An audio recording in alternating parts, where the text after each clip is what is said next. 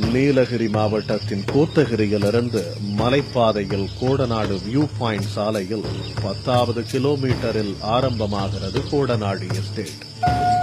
7 மலைகள், 200 ஆண்டுகால பழமையான 862 ஏக்கர் தேயிலை தோட்டம்.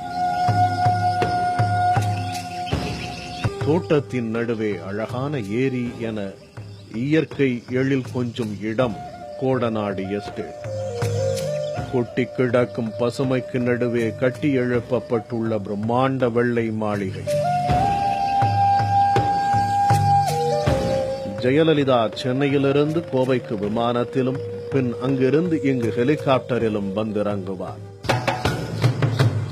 ஜெயலலிதா எப்போது கோடநாடு வந்தாலும் பேட்டரி கார் மூலமாக எஸ்டேட்டை சுற்றி பார்ப்பது வழக்கம். தேயிலை தோட்ட தொழிலாளர்களிடம் அன்போடு கலந்துரையாடுவதும் உண்டு.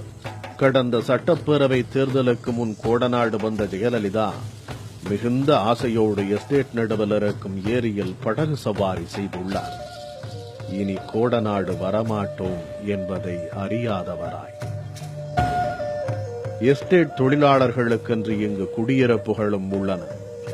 இவை போக மருத்துவமனை, தேயிலை தொழிற்சாலை, நன்னீர் ஏரி, மலர் சாகுபடி என பிரம்மாண்டங்கள் நிறைந்த கோடநாடு எஸ்டேட்டில் பசுமை போர்த்திய ஒரு மலையின் உச்சியில் நிமிர்ந்து நிற்கின்றது கோடநாடு பங்களா. இதுதான் கோடநாடு பங்களா.